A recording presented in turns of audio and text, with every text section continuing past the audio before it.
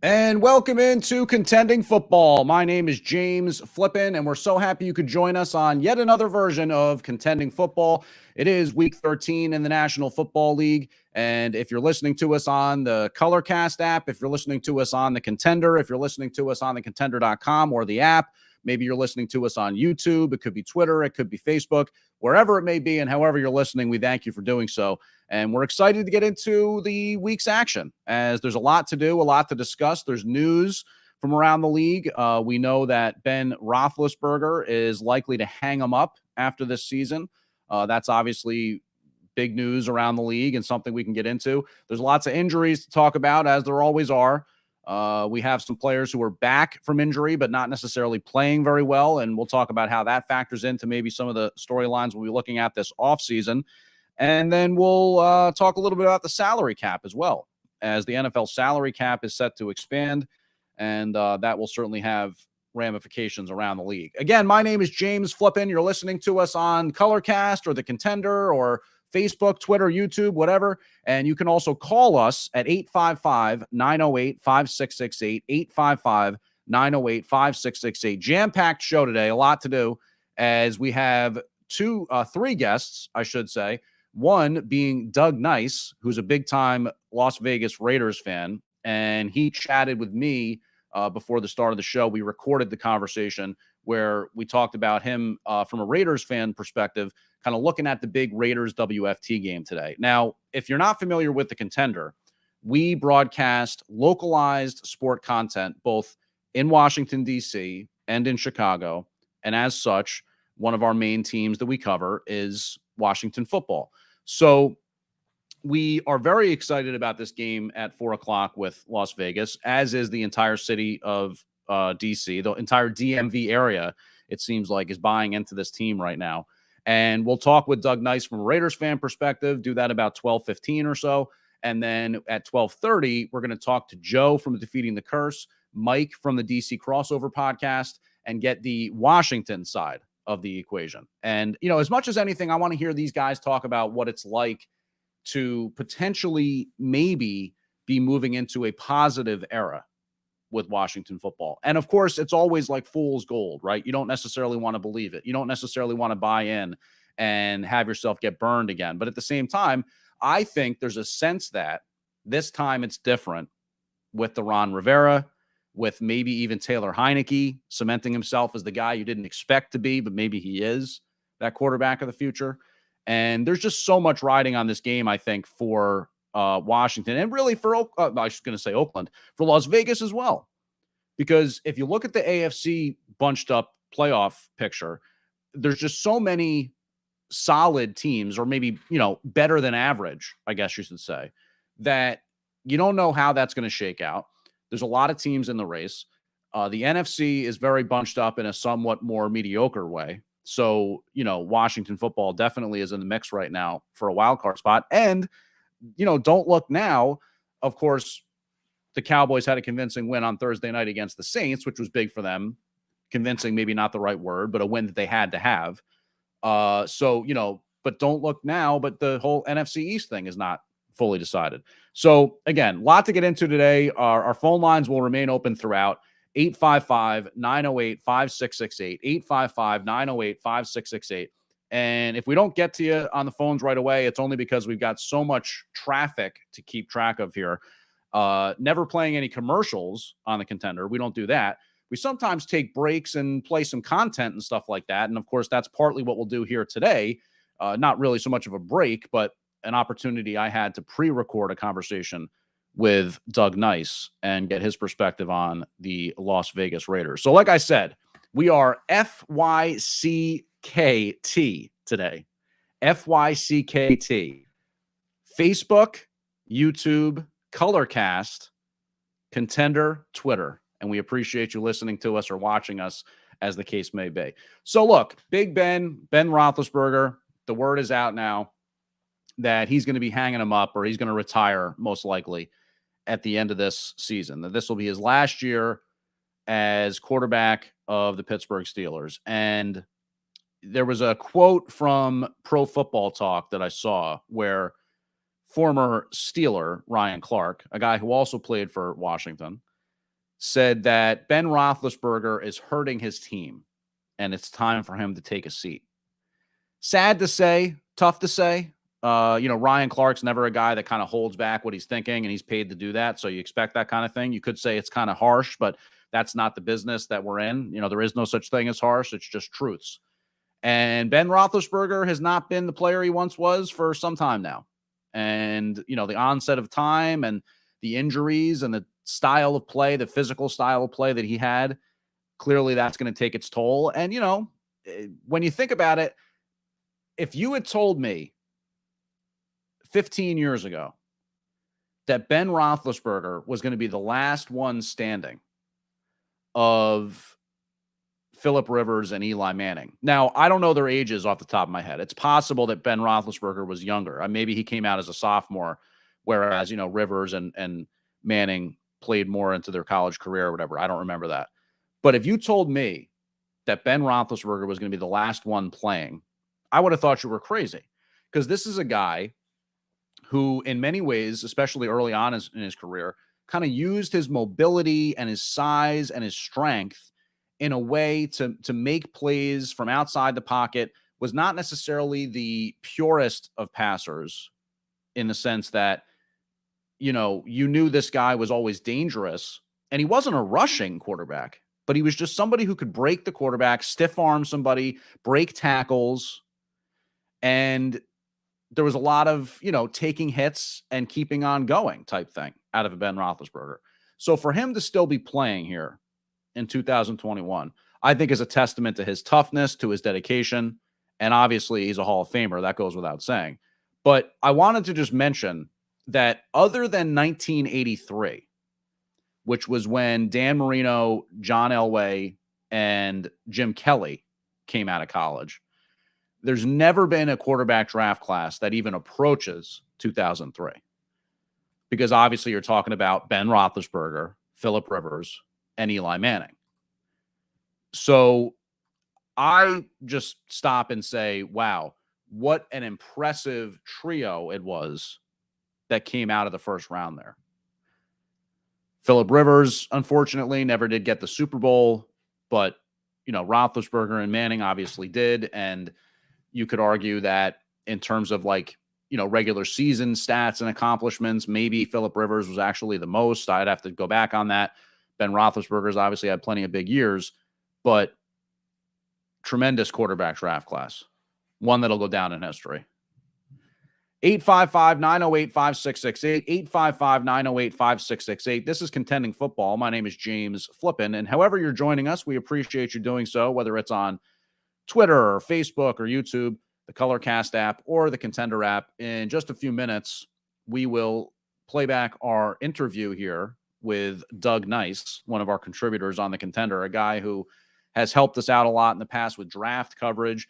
Very insightful guy. He's a coach, so he understands a lot about kind of what makes these games tick, but he also happens to be a Raiders fan. And today, like I mentioned a couple of times, we're definitely focusing on the WFT and Raiders game that will go off later today.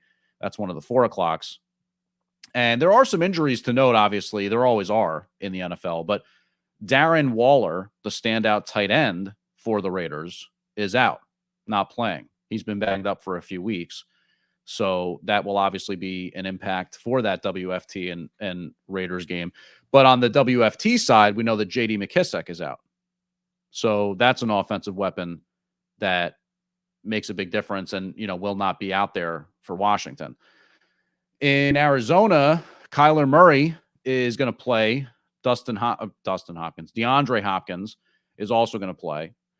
Down in Philadelphia, it looks like Jalen Hurts will be out. Actually, I should say down in Philadelphia. It's actually right near here, the game. And then we know that Daniel Jones will be out down in Miami. Justin Fields will be out for Chicago. So lots of injuries, as always. Back from injury, but not really playing so well. That's something I wanted to just mention here before we got into the the interview with Doug. Russell Wilson, not playing so well since coming back from injury. Tough injury. Finger injury. Obviously, he's a guy who gets paid to throw the ball. There was a quote that I saw on Pro Football Talk as I was looking up that other quote from Ryan Clark talking about Ben Roethlisberger, where it said, report Seahawks owner Jody Allen very involved and not happy with the team's performance. Very involved and not happy with the team's performance. One of the things we teased today, but we have not talked about, is how the NFL salary cap is going to go up. There's rumors out there now, reports out there now that the salary cap is going to go up to $208 million maximum guaranteed. And that's up from 182.5 right now, which was actually a big cut from 2020. And I think that was sort of a COVID-19 clawback, negotiation between the Players Association and the owners. So my point being, the salary cap's going to go up big this particular offseason, meaning that there's different, flexible options for teams. Connecting that to the Seahawks specifically, I'll be shocked if with that salary cap expansion and just feeling like everything's kind of starting to shift and change and there's an era change on the horizon for Seattle, I'll be shocked if Russell Wilson isn't traded this offseason. And, you could see Deshaun Watson, obviously, traded for a haul this offseason, too. So there will be a lot of quarterback trade intrigue this particular offseason. That's my prediction. And I think that teams, despite the, not so great play of Russell Wilson right now, teams will be lining up and willing to pay a lot to bring Russell Wilson to their particular town. And as a matter of fact, there's buzz out there already that it could end up being Philadelphia, and that's where Wilson ends up. I don't know where those rumors kind of started or what the, context is there, but, there's a lot to be said for that much smoke. There's fire, that type of thing. So, all right, we're going to get into our interview here with Doug Nyce in just a second. Appreciate you joining us here on Contending Football. And when we come back from that, we'll have a chance to talk about WFT with the other side of the coin, and Joe of Defeating the Curse, and Mike Cerrone of DC Crossover. All right, chatting now with Doug Nyce here on The Contender. It's Contending Football. James flipping with you, getting ready for the Week 13 action here as the NFL season rolls on. And Doug has been on our airwaves before. He actually helped us out with the draft show that we did, the draft coverage leading up to this past year's NFL draft. But he also happens to be a big Raiders fan, whether it be the LA Raiders, the Oakland Raiders, now it's the Las Vegas Raiders. Their nomadic nature means nothing to him because he's from New Jersey. So, you, I guess, Doug, is it fair to say kind of the 70s Raiders fans variety, like kind of crossing back to that era? I would say 80s, early 80s. I would say the first, I guess, became a Raiders fan in 1980 after that Eagles. Mm-hmm. Was that Super Bowl 18, I believe? Was that when they beat up on Jaworski? Super Bowl 15. Yeah, I think it was Super Bowl 15, I believe. That was the one that got me hooked. I was 5 or 6 years old at the time, but yeah, that between the uniforms, the logos, just the nature of the team, I was hooked from there. So I've been a fan ever since. And that nomadic nature definitely translates to fans. You'll find a Raider fan anywhere. We can go to Liechtenstein right now and find a Raiders fan. That's probably true. That's probably true. And of course, Las Vegas is a very international city, so it makes a lot of sense in a lot of ways for them to be there. So look, I got to ask you, with everything that's gone on with the Raiders this year, and hearkening back to that older era when it seemed like, the Raiders were synonymous with getting penalized and, maybe dirty hits or something like that. There was always some kind of controversy with them back in the day. Now, of course, this year you've got Gruden getting fired, the awful tragedy with Henry Ruggs, and, he was allegedly drunk driving and all this kind of stuff. So what do you think about the state of the Raiders right now? I mean, I think it's kind of par for the course. That's what this franchise has dealt with, issues its whole history as a franchise. It doesn't really change too much. And, unfortunate things have happened. But, as a fan of this franchise, and I think this franchise in general, you roll with the punches and move on with what's going on. And we've seen it in the past with certain players. We've seen it in the past with owners, Al Davis being one. And, we just have to roll with the punches, and we're still here. I think that's the thing. We're still here. We're still fighting. We're still clawing. And then also we got to deal with this. As a Raider fan, we all know, every Raider fan is listening to this will know what I'm talking about. The refs. We got to watch out for the refs. That's another enemy, another opponent that we're playing against. And we've seen ticky-tack calls. We've seen the tuck rule. We've seen against the Giant game. We were watching the Giant game a couple weeks ago. We saw the pass interference calls there really wasn't anything going on. There was a lot of weird calls in that game. We saw it last week as well. So you always got to keep that in the back burner of the radar. Is like, okay, how are the refs going to call us today? And we saw it last week too. I think that's something the Raiders need to work on. I think, we're not going to get the calls that the Packers get and the Chiefs get and the Giants get. We're not going to get those calls. We have to play solid football. So the holding penalties, we're probably still one of the most penalized teams in the league. I don't know the actual stat, but if you just track the last 20 years, we're probably one of the most penalized teams in the league. Coincidence or, I don't know. I'm just saying. No, my bad. I didn't mean to cut you off there. We're chatting with Doug Nyce here on the Contender. It's Contending Football. I'm James Flippin, and our phone lines here. We're chatting with Doug about the WFT Las Vegas game. So, I mean, as much as anything, we're talking about the state of the team too. But look, the Raiders are at 6-5. The AFC couldn't be any more bunched up. There's only 4 teams with losing records in the whole AFC. And 2 of them happen to be in the AFC East, where obviously it's going to come down to the Patriots and the Bills. And, maybe depending on how well the Bills get their act together, they're a wild card team or whatever if they don't make the leap on top of the Patriots again.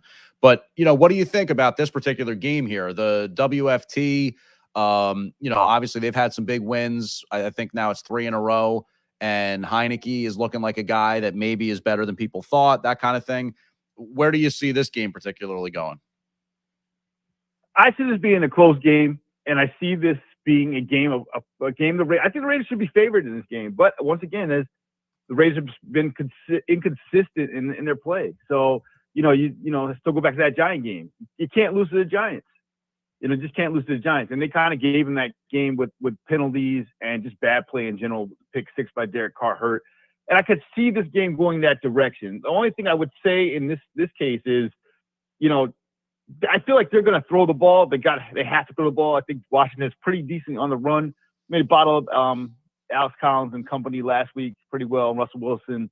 I think the Raiders are going to want to throw the ball. I think they like throwing the ball. Washington is probably with a team you want to throw the ball on here, and especially on third down. I know the Raiders have had problems with converting third downs. So if they're going to be able to convert, they have to convert today. Washington's probably one of the worst teams at stopping teams on third down. Mm-hmm. Probably the worst pass defense is stopping teams on third down. And they're good. Washington's good against the run, and the Raiders are pretty good pass. I think we all said the Raiders are good at passing the ball. So I think using Renfro, you see Carr used Renfro a lot last week with those short and intermediate routes. But you saw Renfro get kind of out open in the middle with some deep balls, over 20-yard balls, and was able to convert on those and actually take them for extra yardage too. Also, D-Jax is there too, kind of fills that Ruggs opening, got a burner out there. I'm not quite sure his status right now. I know he was questionable. I think it was a calf injury. I think Josh Jacobs and Deshaun Jackson are both expected to play. So okay, so yeah, we can see from last week that they did utilize D-Jack at 4 targets, 3 catches, 101 yards, and a touchdown. But that's what he's there for. He's that kind of Henry Ruggs guy they're going to put out there on the outside to test those, to take the top off the defense. Foster Moreau is also available in that too. But it's really third down. The Raiders got to stay off the mistakes and stop giving teams chances and extra chances. And you got quarterbacks like Daniel Jones throwing for 110 yards. For some reason, the Giants find a way to win the game. And that's probably because of penalties. and just careless mistakes and turnovers. So I think Washington is I think they're better than the Giants, but I do feel that they have a chance to take over this game. Raiders also very good on defense with the deep ball. So, defensively with the Raiders, there's some talent there, but sometimes it's hard to trust them sometimes. But I know with the deep ball, I think they give up the least amount of yardage per attempt. I think it's like 6 yards or 7 yards per attempt they give out. I think it's one of the top in the leagues in terms of passing. The difference is that Heineke is not really a deep passer. So he's going to be right. He's kind of that short intermediate passer. Like Heineke kind of averages around like 7 yards. So it's about the same, 7 yards an attempt. So this is an interesting matchup here. I'm just kind of curious to see how this is going to go. Running the ball, Josh Jacobs was successful last week. I mean, had about 22 carries, 87 yards, and I believe he had a touchdown. Washington's pretty good at stopping the run. So we're going to see. I think the Raiders are going to have to throw in this game, and I think that will work in their advantage. Using that play action, using Josh Jacobs to set up that passing game with Renfro, Zay Jones, and Deshaun Djax right there. So it should be an interesting matchup. And Yannick Ngakoue, too, on the Raiders defensive front. Secondary can be a little suspect, but I think the reason why that yards per attempt is so low is because the pressure rate. They get great pressure rate. I think that's one of the top 10 in the league with Max Crosby, Yannick Ngakoue. They put a lot of pressure on quarterbacks. They knock quarterbacks down, and they may not get a lot of sacks. Like Ngakoue has 8 sacks. Crosby only has 2, but he gets the pressure rate is there. He's in quarterback spaces. He's touching them. He's putting them on the ground. So it should be interesting. And then we're talking with Doug Nyce about the WFT Vegas game. But just quickly before I let you go, Doug, I know we talked off air a little bit about you had some thoughts on maybe a sleeper pick for wide receiver this week in fantasy. You want to talk about that with the Giants and Dolphins game? Yeah, I don't know. Like I said, I wouldn't even say it's a sleeper pick. This is one of these picks like, hey, I got a bunch of injuries on my team at wide receiver. I'm in one of those leagues where I can pick up a player like right in real time. I don't have to wait for an ad drop date or anything. And Devontae Parker may be sitting there. Like I said, don't get mad at me if it don't work. I'm just saying, if you're in one of those pinches, well, look, I don't have anything. There's no one on my waiver wire. Devontae Parker sitting right there. Just got activated off IR yesterday, 17 hours ago. That might be a sneaky play. All right. 5 games. The only thing I'll say is that the Giants tend to have I feel like a type of defense that doesn't let the X receiver beat you. You know what I mean? Like they always try to take the big play away. You know what I mean? Like that's that soft shell cover 2 or whatever they call it. Yes. And so I guess that, Jalen Waddle is going to be that big play wide receiver. I think they could possibly use him. They're going to be focusing on him. But like you said, we ultimately don't have any idea. So don't hold it against us if it doesn't work out that way. But look at Devontae Parker. When he has played, he's averaged about 8 targets a game. He's played 5 games so far, 8 targets a game, double-digit points in 3 of those 5 games. So if you're in that situation where I really need a flyer this week, I need to fill somebody in. If he's available, it might be something to look at. Yeah. All right. Well, look, good stuff as always from our guy, Doug Nyce. Nice to catch up on some Raiders chat and also some fantasy football. I think I feel like this is a line I could hear you saying. It's good for the league when the Raiders are good. Very much. It's good for sports when the Raiders are good. The 70s, the reason why football was good in the 70s because you had to go through the Raiders in the AFC to get to the Cowboys. And do you think that's also true? Do you think that's also true of WFT?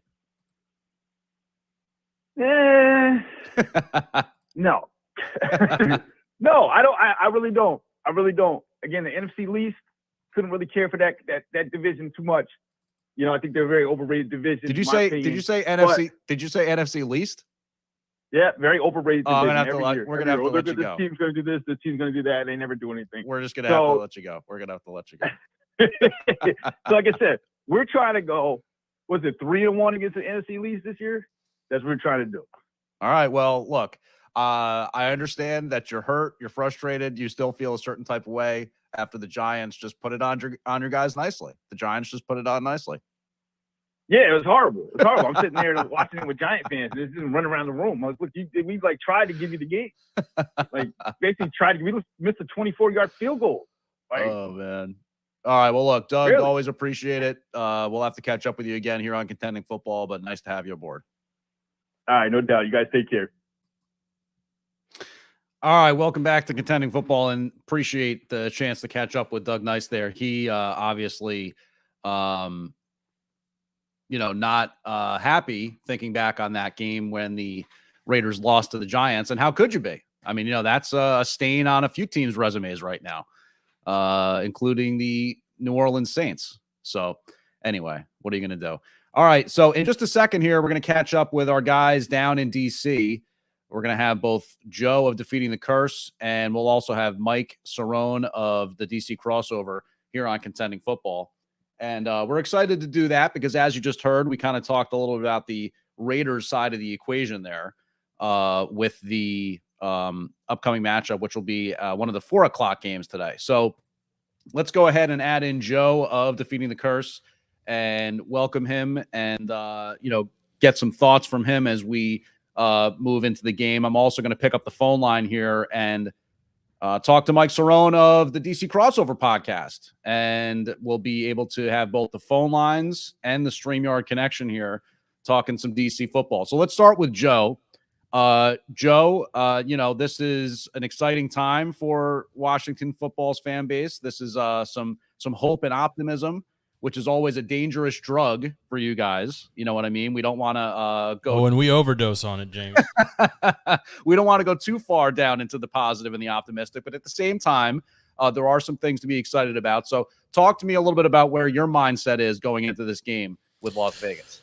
Well, I'm expecting big things, and that's what happens when you start 2-6 and then win 3 in a row. Is you start thinking, maybe there's more than just playoffs in the horizon here, and it's the curse of the fan base. I mean, that's why there's a curse, right? I mean, we're always buying into this hype that there's something more that's going to happen. That the team, for whatever reason, we saw the same thing happen with this team last season as well. They got hot coming out of the bye. They started to string some wins together. What's odd this year, though, is they're doing it arguably without their number 1 and number 2 talents on defense. I mean, they're missing Chase is going to be out. Montez is going to continue to be out as well. And it's a little bit of the Ewing effect, right? I mean, when your studs are out, everybody else kind of has to step in and step up.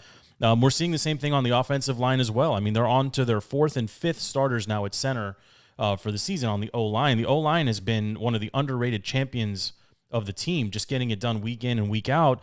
And over the last 3 weeks, over this winning streak, the football team has been really effective at just pounding the ball, controlling the clock. They had, more time in possession than almost equal back going all the way to the Packers game, which they lost, but they held onto the ball longer than the Bucs when they beat the Bucs. Same with the Panthers and last week as well. And I think we're going to see more of the same. I mean, this team is in an interesting position, even though they are at 5-6. If they can afford to drop this game in Vegas today and still be in the driver's seat, because it's all NFC East opponents the rest of the way. They get the Cowboys twice, the Eagles and the Giants, Eagles twice, and then the Giants. So there's still a lot of positives here, but the team is playing much better than expected. Taylor, he's not throwing the ball away. I mean, the ball still sails on him. He can't seem to hit Terry McLaurin while he's running. Terry's always jumping. It's one of those things that's driving me personally insane, but you know what? It's Sunday. It's we're wearing our Sunday red here, as Tiger used to do back in the day. Everybody went to church. Everybody did what they had to do. We can settle in. We can watch the early games, and I think this will be an interesting opportunity for Washington to continue to do what they have been doing now several weeks in a row, just to stay. I'm not even going to say that they're going to stay hot. They're just going to stay consistent. I mean, if they can control the time of possession, if Gibby doesn't fumble the ball, if McLaurin has 5 for 100, maybe a touchdown, if they can get their tight end back onto the field, and you alluded to it, and the guests alluded to it as well just before. I mean, the Raiders are missing some very key pieces, and I don't buy into the D-Jax, revenge game nonsense. I mean, I know he was here, and we loved him while he was here, but this guy's become, he's become like the Shaquille O'Neal, basically, the NFL. This guy's going to play on every team by the time it's said and done, and So be it. That's okay. But I mean, the fan base. Adrian Peterson might beat him to that. By the way. Yeah. I think he signed with Seattle. Yeah, that's a good point. I mean, a Hall of Famer just bouncing between at this point. It's kind of insane. But the burgundy and gold is out in force in Vegas. I mean, there was almost 500 people at the pregame yesterday. There's expected to be upwards of almost 10,000 potentially away or non-Vegas, as I think is how Vegas terms it, non-Vegas fans. It's an interesting metric that they do in Vegas because obviously there's not that many people from Vegas, so they track non-Vegas fans, and they're saying, in that stadium, there's 65,000 seats or so. They're expecting 10,000 plus non-Vegas. I don't think we're gonna get 10,000 football team fans, but still, I mean that's good. I mean, you could argue that's better than what they get here in FedEx, so we'll take it. But I think the team's going to stay hot. I think they're going to roll. All right, so look, that voice that you just heard is Joe from Defeating the Curse, and of course, you can hear Defeating the Curse streaming here on the Contender platform, and also download it as a podcast. Go check him out. That's DTC, Defeating the Curse, and check out their social media form. We're also joined on the phone lines by Mike Cerrone of the DC Crossover podcast. And Mike, you're a diehard WFT guy. Obviously, we're talking a little bit about some of the good feeling that's kind of going along with the recent win streak and all that. What have you seen out of Washington football recently that makes you think maybe there is or there isn't a continued win streak here and a push for the playoffs? Now, a continued win streak is the first thing. Okay, the win streak is obviously what we're looking forward to the most. The playoffs, still a little far in the distance. I mean, obviously, when you're looking at the Cowboys and how they're struggling, even though they had a nice Thursday night game, I'm really just looking at the continued win streak as, just go kind of like what Davey Martinez says for the Washington Nationals, go 1-0 today. And that's the biggest thing is with this team over the last 3 weeks, they've gone 1-0. And they've improved little things here and there. And the biggest thing that I'm looking at with this team is the time of possession. Now, Antonio Gibson has, he's had a few fumbles here and there, but his increased workload is going to, have that happen sometimes. And I think if I saw the metric the right way a few days ago, that he is one of the top 5 running backs in the entire NFL with carries over the last 3 weeks. They've increased his workload. They're trying to, as some people say, run the dang ball. They're trying to do all that kind of stuff in Washington, which is a really good sign because that wins the time of possession. Because if you're looking at the time of possession over the last 3 weeks, they had 20 minutes more than Tampa, 12 minutes more than Carolina, and 23 more than Seattle. And if you have the time of possession, if you're controlling the clock, if you're keeping the other offense off the field, I mean, that equates to them not scoring points, which wins you games. And if you're looking at the points per game over the first 8 games that we went 2-6, which is not really what we want to see, 33 points against us in the first 8 games. And in the last 3, there's only been 18.3. So it's a huge, huge difference in the last 3 games. So I'm hoping that Antonio Gibson, as Joe said, to basically not go out there and fumble the ball, but just keep pounding the rock in between the tackles, get some guys outside, because now that we don't have J.D. McKissick with his concussion, which was unfortunate late in the game last week, I just think that hopefully Antonio Gibson can, have the burden, carried by losing J.D. McKissick and his pass catching ability. So really what I'm looking forward to is seeing if they can keep the time of possession. And I think we mentioned already that, Darren Waller is doubtful. I'm not exactly sure if he has an upgraded timetable or whatever it may be this week. I believe the last thing I saw was doubtful. Some other people might have different reports. He's out. Okay, so not having Darren Waller is going to be a huge detriment for that team, and then not having D-Jax. Now, I'm not saying – I agree with Joe. I'm not going to say D-Jax is going to go out there and have 7 catches for 260 yards. But at the same time, not having him, that's another less weapon, and then we can kind of focus in on Hunter Renfrow and so on and so forth. But overall, just looking at the WFT, the time of possession has been standing out to me the most. I'm always a big defense guy, and having the best time of possession out there.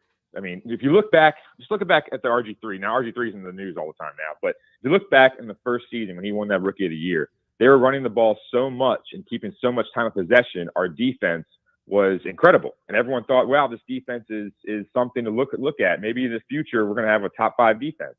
But then you look at the next couple of years when we're not running the ball as much, our defense went from like top 10 to bottom 10 in a year. And that's the weird thing, is that when you look at stuff like that, the time of possession was the biggest stat that stands out. So yeah, in the last 3 games, No, look, I think that there's something to be said for the old school way of looking at it, right? Like, oh, your defense is on the sideline, then they're not out there, burning as much energy, getting as many, plays where they're getting nicked up or whatever it may be. But it's also just that the NFL is predicated on scoring points, most of the time. Most of these teams don't have any problem moving the ball pretty much at will. So the fewer chances that you give them to snap the ball and potentially throw the ball down the field, the better off you're going to be at the end of the day with the scoreboard. So, yeah, I think there's a lot to be said for that. I think there's a lot to be said for the effective running game and maybe knowing that that's how you supplement your offense nowadays. But I mean, look, the results can't be argued with when Antonio Gibson is becoming more involved with the offense and getting more carries. The offense is doing better. The results are on the field. So yeah, now the loss of JD McKissick notwithstanding, we know that's obviously a tough thing for WFT going into the game. But now Logan Thomas back for another week. He had that he got screwed over basically on that touchdown that got called back, right? So I mean, we saw already that he can make an impact, and he has in the past for this offense. What are you guys looking for out of Logan Thomas today? I'll ask Joe first. Well, I mean, Logan, if he's on the field and he's able to contribute, which means, in his role in this offense, it's initially blocking to set up that run game. And once the run game is established, it turns into play action. And that's where Taylor's been really effective for the last 3 weeks and counting now. So Logan's game is really, 7-8 yards down the field, turn, catch, and hopefully just fall over. We don't need extra against the Raiders. There's really no need to go for extra. So I mean, that's his game.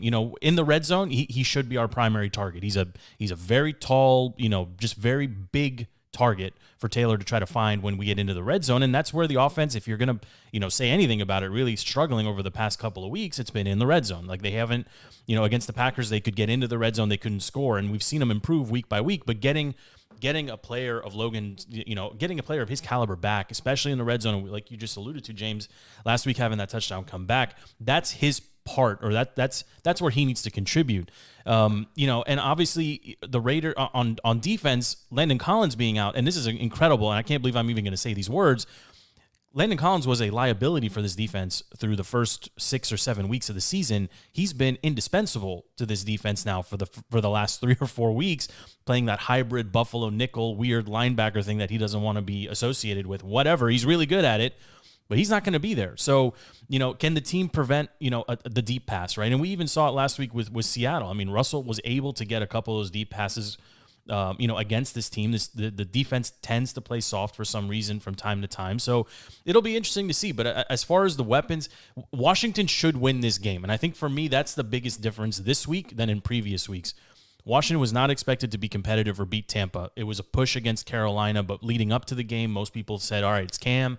Cam's going to get right. Carolina's going to find their groove. Washington should lose that game. Against Seattle, the Monday night curse, Russell just historically has played really well against the Washington football team throughout his career. Again, really weren't expecting, the national media, the talking heads weren't expecting Washington to be competitive, much less win the game. This is the first week, and this is the first game in almost a month where most people are looking at it and saying Washington should actually win this game because I don't know where the Raiders are going to go to score points. Josh is healthy, and Josh Jacobs is a very capable running back, but the running, the from a defensive perspective, Washington's been pretty good against the run. I mean, that shouldn't be the part that scares you. I don't know who's going to go catch the ball for the Raiders, especially if Darren Waller, as we already talked about, he's not going to be there. Hunter Renfrow, I'm assuming he's going to see a lot of Willie and a lot of Kendall Fuller. So, it'll be interesting. I mean, the secondary's been playing better, but I think Washington, again, they should feel positive going into this game. And I don't see, there isn't a clear-cut, they're going to lose because, right? And I think if Washington just sticks to the game plan, and Mike alluded to it too, if they can run the ball, if they can dominate the Raiders and be plus 10, plus 12 minutes on time of possession, which means the defense isn't on the field a whole lot. I mean, the Raiders also are one of the worst teams. Washington is too, but the Raiders are terrible on third down. So, that's been the Achilles heel of this defense as well. They can't get off the field, and even early in the season, Washington was not only incapable of getting off the field on third down, they were giving up touchdowns and points on third down as well. So, those are like the bend but breaking type of defensive sets that just crush the defense. But the Raiders are terrible. They're terrible on third down. They're worse than the football team. So no, you're right. So I think it should be, again, I think all the cards are stacking into everything leans towards Washington being successful today. So that's Joe of Defeating the Curse. Again, you can hear Defeating the Curse here on the Contender and also download it as a podcast. Go check him out. That's DTC, Defeating the Curse. And on the phone lines, we have Mike Cerrone. He's of DC Crossover Podcast. We were talking a little bit about some of the injuries today. You know, there's the Logan Thomas factor, the Landon Collins factor, the JD McKissick factor. But I'll just throw it to you this way, Mike. Why don't you kind of lay out for us your expectations for the game today, kind of like what Joe just did, and kind of give us your thoughts as we get closer to game time?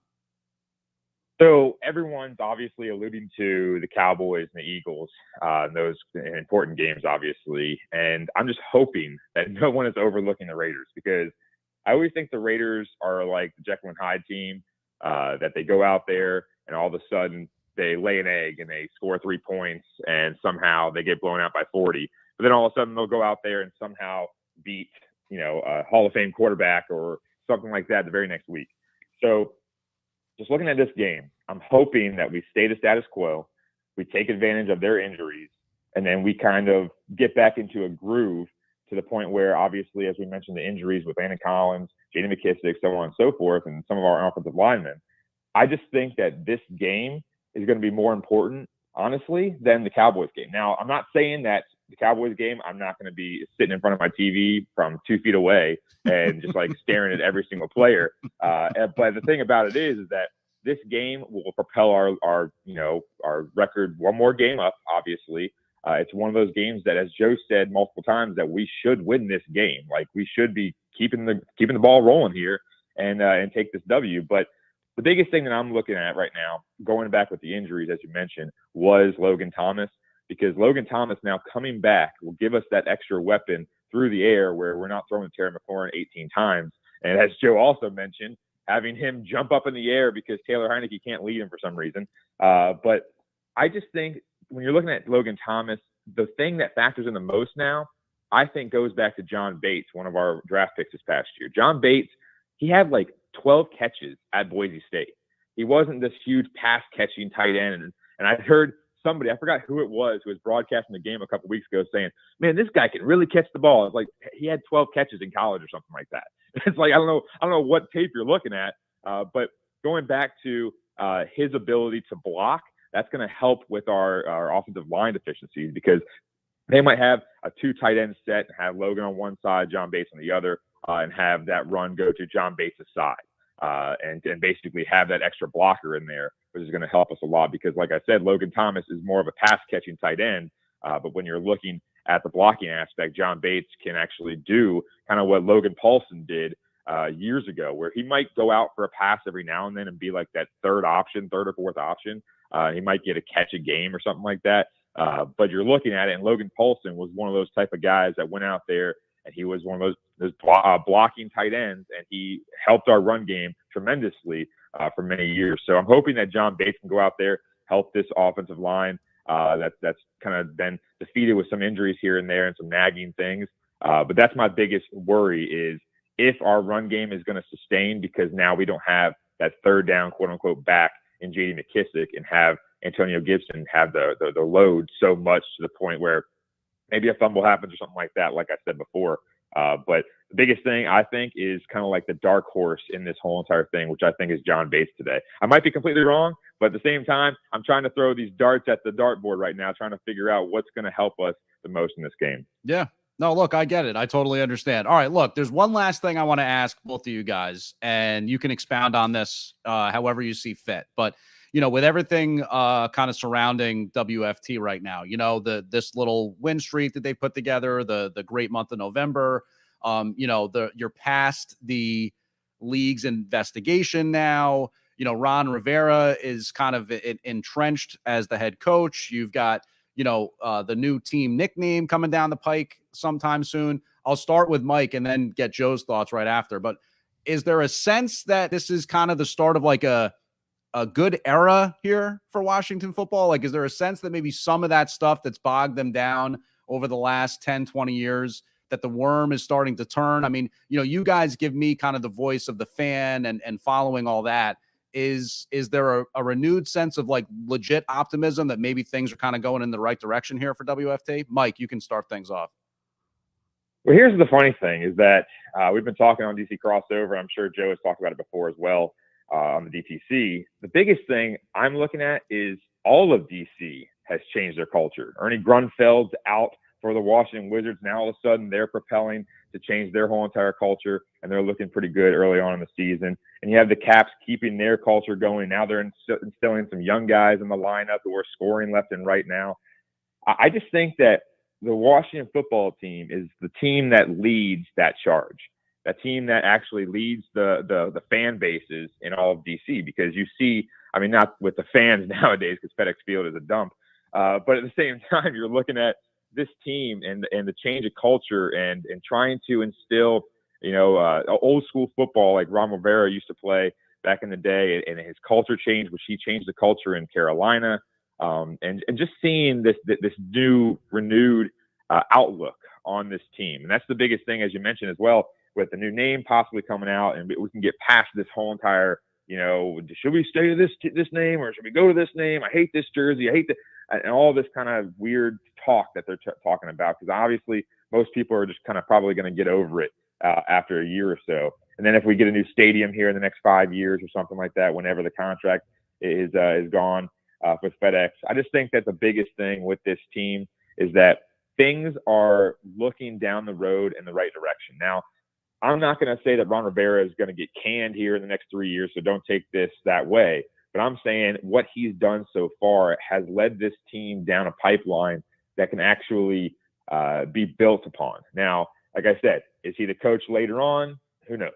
But right now, what we're doing is we're getting more draft picks that aren't just reaches, or more draft picks that aren't injury prone or anything like that. We're kind of getting these guys that aren't risks in the draft and trying to build upon a team aspect rather than just get those 2-star players and just build from there.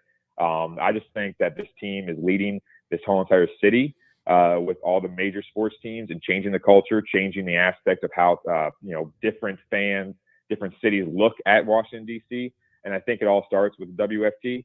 And right now, like you mentioned, the new nickname is going to come. That's going to be a good start. And then we'll go on from there. But right now, it's nice to see, because we talked about it on the DC crossover about how trying to attract new free agents, attract different people, because DC has been looked down upon as a destination for many, many years with free agency. And that's the biggest thing, is when I'm looking at this team, I want to get those type of players that looked at this city and said, I'll bypass that. I don't like all the traffic. I don't like how their culture is, all that kind of stuff. So I just think that right now the WFT is leading the charge and the culture change, and that's kind of trickling down to the other major sports with the Wizards and the Capitals still. Joe? I think if they win 10 games in a row and bring home a Super Bowl, bring a Super Bowl parade to DC, then yeah, definitely they're changing the culture, and I don't care. They can call the team whatever they want at that point, right? So I think, it's hard, and I want to be as hopeful as Mike is, but I am not, because I think, making the playoffs 2 years in a row would be a great start. And I think that's where most fans, at least, I mean, I'm a lifelong fan. Most of us in DC, grew up watching this team.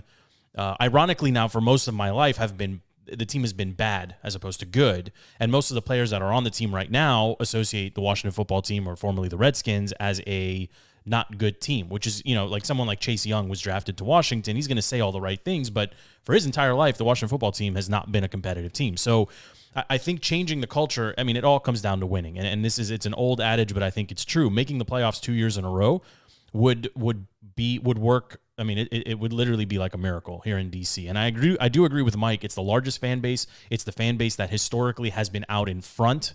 Like when you think of DC, historically, it's the football team first and then all the others. Obviously, the Capitals going on their run with the Stanley Cup and the Nationals with the World Series. And now the Wizards are showing some promise as well. Like, there's change in the air for sure. But when it comes to the football team, I mean, there's still a lot of stuff that they have to overcome. And Ron honestly hasn't done very well with the draft picks that he's had. So, having draft picks is not the same as making good selections in the draft, right? You can have fewer and get the right guys as opposed to having a whole bunch and getting the wrong guys. So, and we can look at the long snapper situation where you had one, you cut one, you drafted one, you don't use him, and then you trade. Like, you're trading for like all the Carolina staff and players that have found their way into Washington.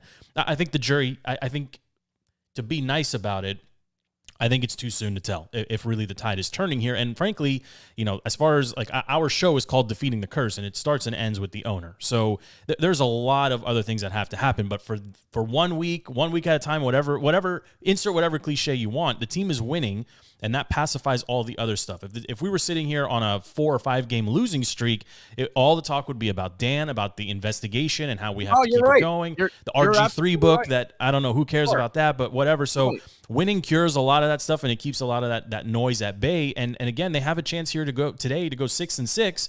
I mean, the fan base, it doesn't take much to excite the Washington football team fan base. Honestly, it really doesn't. And I'm sitting here all geeked up and ready to go. I mean, we're thinking 6-6 post game this afternoon or later this evening should be awesome if it's a win.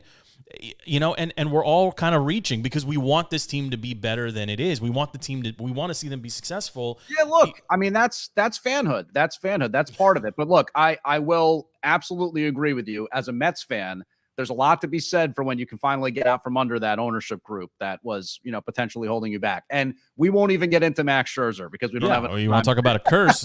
How about paying your stud to go, pitch for the Dodgers and then ends up accepting a contract with your rival Max is still getting paid by the Nats, and we're going to have to see him. Personally, I'll be there and I'll cheer him on. I hope when he ultimately goes into the Hall of Fame, he goes in as a Nat. I think people here will cheer him. It's very different than when Bryce left, and that's a whole conversation for another day. But you're totally sure. Yeah, you're absolutely right. But the football team in particular, we're like a month removed from the Sean Taylor retirement debacle. No, you're right. It's all still right there. We're just all selectively. We're all all agreeing to not focus on it and just be like, hey.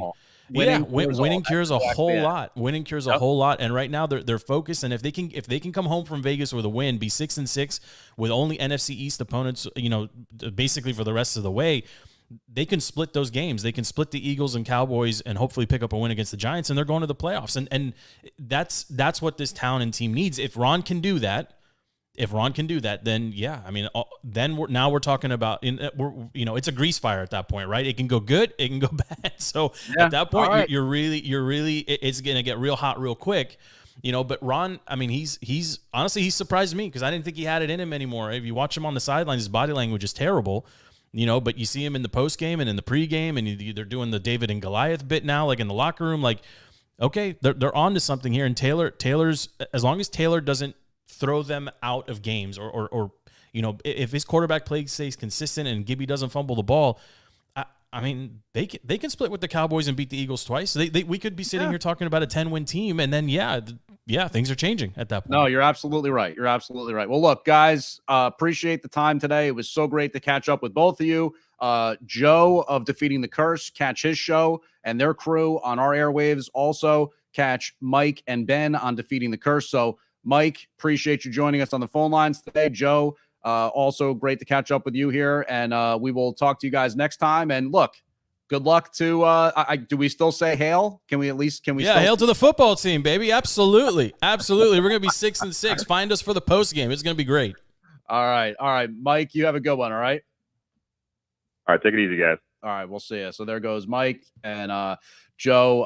Appreciate the time. Good to catch up with you. We say goodbye to Joe, and again, catch him on Defeating the Curse and catch Mike on the DC Crossover podcast. So, all right, awesome stuff there. Not much time left to play with here. We'll kind of just buzz through some of the stuff I wanted to talk about other than WFT in Las Vegas. But again, huge game this week. Really excited for our guys down in Washington because the entire DMV, they live and breathe with Washington's football team. As you just heard, those guys laid out, and we're excited for them, and we hope that they get the win out there in Vegas today. Okay, Antonio Brown, he's on suspension now for having a fake vaccine card.